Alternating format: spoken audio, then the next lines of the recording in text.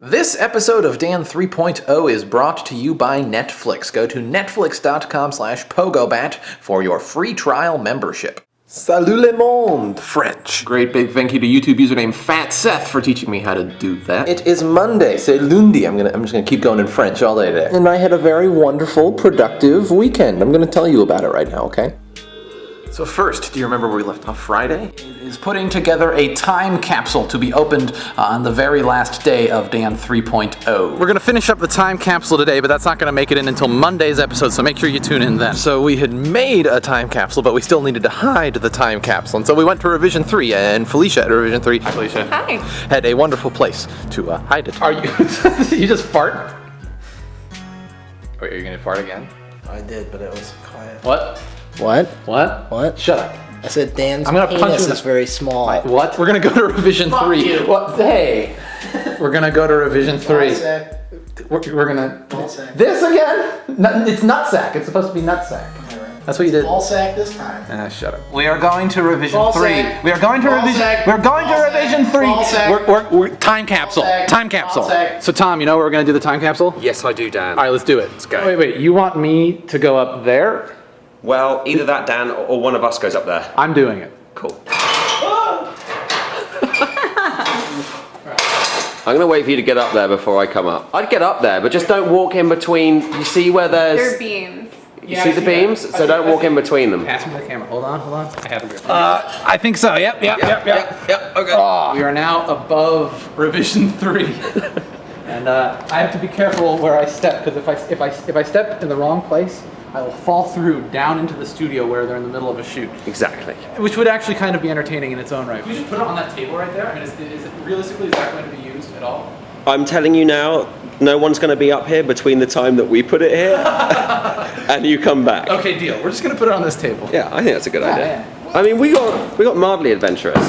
That was not as solid as I thought it would No, be. I know, I just walked on it too. Take my hand. I don't You like ready? this. There we go. There we go. Cool. Be careful. Got it? Woo. Hold still, Dan. Thank you, Adam. Thank you. Brotherly love right there. So then Saturday morning rolled around, and I had to take my older brother Adam back to the airport because he had stuff to attend to in Los Angeles. But it was awesome having him here. I'm glad he could come over and see my new place and just sort of hang out for a little bit. Oh, and I went out to get coffee, by the way, in case you couldn't tell. But Saturday's really big adventure, not just going to the airport, was going to IKEA to get a whole bunch of furniture. So I went with my buddy Chris. Hello. And while both of us had heard, I don't know if great things is the right word, but we'd heard interesting things about IKEA, neither of us had ever been. I mean, we both knew that it was going to be kind of crazy, but knowing that in advance didn't stop being in IKEA from still blowing our minds a little bit. I mean, you walk into IKEA and it's just this massive maze of furniture, and there are store employees to kind of help you along your way, but you're more or less on your own throughout the whole thing. You have a little card where you write down all the stuff that you want, and then you have to go into this massive warehouse where all of their things are packed into really impressively small boxes. I mean, the whole ordeal took like 4 hours, and after it was all done, I couldn't help but feel a little bit like a cow who had just been herded. But I mean, it really was a cool experience, and most importantly, now I have furniture, but more on that furniture later. So that was my Saturday, which leads us to yesterday, Sunday. Yesterday marked the beginning of Reduce Your Ecological Footprint Week here on Dan 3.0. Excuse me, I said that wrong, 3.0. I'm not allowed to use my car this week with 3 exceptions. I'm gonna have to move it for street cleaning so I don't get a ticket. I'm gonna have to take it to get a smog check and then to the DMV to finish getting it registered. And on the off chance that Godzilla emerges from the San Francisco Bay and starts destroying the city, then I'm going to get in my car and drive out of the city as quickly as I possibly can with absolutely no regard for my ecological footprint. Other than that, it's just my bike, or if it's raining, I'll take public transportation. So right, while I have a fair amount of bicycling experience, as of yesterday I didn't have any bicycling experience in the city of San Francisco. So I went with my friend Felicia, who has much more bicycling experience than I on a bike riding adventure through Golden Gate Park. It is Sunday. It is a new week. My dishwasher still works. My stuff from IKEA last night is still in box boxes, and I'm not allowed to use my car this week. So you all remember me going to get a bike last week. I have yet to take it for a spin, but I'm about to take it for a spin. And Felicia, say hello, Felicia. Hi. She's going to help me take it for a spin. So Felicia and I are currently walking to a bike shop. Felicia, by the way, is a producer at Revision 3. She just helps me out with Dan 3.0 and other Revision 3 external shows, right? Is that correct? I'm the director of external programming. Ah, that's fancy. Ooh. Very fancy. We're walking to a bike shop because my bike needs air in its tires, so I'm gonna get a bike pump. I need a helmet, not safe to ride without a helmet, and I need a light for my bike. Is that all we need? Yeah, I think so. Lock. I think you need. Oh yeah, a bike lock, And Felicia just pointed out that my bike is squeaking. Can you hear that? Listen. You hear that? I might need to get it tuned up before we do this. I actually like it. It has like a little camo on this Yeah? one. That one's kind of fun. Okay. I gotta see it. Here, turn this around. Yeah.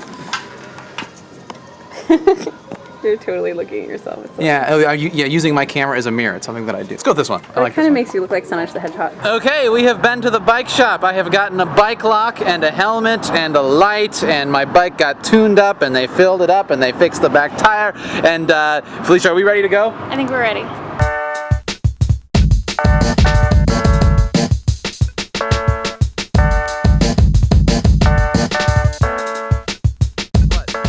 My city park has something that your city park doesn't have, unless you live in the same city as me. Buffalo, bison. Is there? I think they're bison. Are there bison? I think they're bison. Bison. What's the difference? I could very easily Google it, but it's easier for me to just ask you guys. What's the difference between buffalo and bison? Post a comment. We're going to the ocean. We're riding our bikes to the ocean. I'm not sure if I've told you that yet. I might have, but I don't remember. Ocean. That way.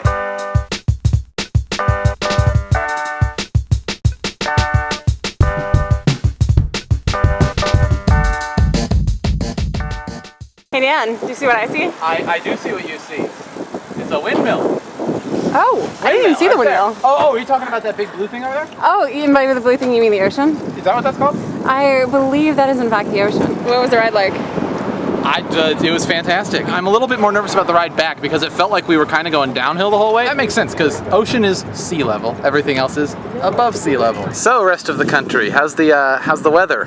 How's the weather this fine January weekend? Yeah, I just rode my bike to the beach and it's like 70. All right, another question, viewers. See that like that little like thing of water right there that's not connected to the ocean? Is that called a tide pool? Am I correct in thinking that's called a tide pool?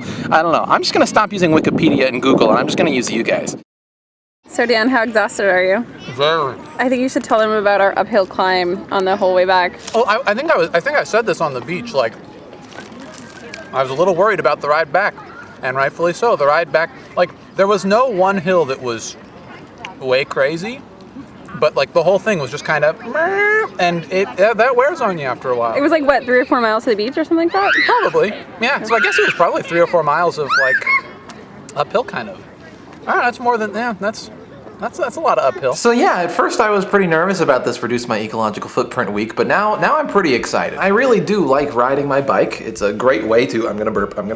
Oh, that was a good one. The weather's beautiful here, and it's a great way to experience the nice weather. It's a great way to get some exercise, and actually it's a fairly efficient way to get around the city. I mean, what with there being so much traffic, a bicycle can sort of, wiggle through all of it. I mean, what I'm told is that in San Francisco, riding a bike doesn't take much longer than driving. Sometimes it takes less. So yeah, so long as I don't get hit by a car, this should be great. While riding my bike everywhere is a great way to reduce my ecological footprint, there have got to be a lot of other simple things I can do in my life to leave a slightly smaller footprint. So if you have a brainstorm up in your noggin as to a simple thing that I could do to reduce my ecological footprint even further, share it, post it as a video response, and I'll go through, pick out a handful to do alongside the don't drive at all this week task. Anyway, after my bike ride to the ocean, we came back here and put together some of my IKEA furniture. And kind of like going to IKEA in the first place, I didn't realize how big of an ordeal assembling the furniture was going to be. It took hours. And Felicia and I got back here from the bike ride at right around 4:30, and it took us until 10:30 just to put together my dresser and my table. But honestly, while at times it was kind of confusing and exhausting and frustrating, in retrospect it was still a lot of fun. And no longer do I have to eat while sitting on the floor, or organize my clothes by throwing them on the floor. The floor is not a piece of furniture. The floor is the floor, and I'm ready to start treating it as such. So yeah, that was my weekend. It was a very good weekend, and I'm ready for this to be a very good week. But anyway, I got to get to editing, so let's do sponsor time. Today's episode of Dan 3.0 has been brought to you by Netflix. With over 15 million members, Netflix is the world's largest subscription service, allowing its users to instantly stream movies and TV shows online and sending users DVDs by mail. For one low monthly price, Netflix members can instantly stream as many movies and TV shows as they want onto a Netflix-ready device like a PC, a Mac, an Xbox, a PlayStation, a Wii. And they can receive unlimited DVDs by mail without ever having to worry about due dates or late fees. DVDs arrive by mail in about 1 business day, and shipping is always free. And as a new member and Dan 3.0 viewer, you can receive a free trial by heading on over to netflix.com/pogobat. And seriously, I use Netflix and I love Netflix. Just this weekend, I on Instant Queue watched Barton Fink, a movie by the Coen brothers. It was kind of weird, but really good. So if you're at all interested, I really seriously do recommend giving the free trial a chance. Again, you can go to netflix.com/pogobat and be sure to use that URL so that they know that I sent you. Anywho, though, that just about does it for me for today. Thank you oh so very much for watching this episode of Dan 3.0. I hope you'll tune in again on Wednesday for another wonderful. I've used that before.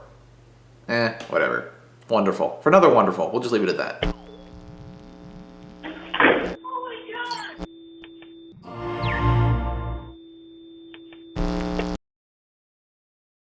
And yep, I just realized I said 3.0 in that. It's 3.0. I gotta get in that habit.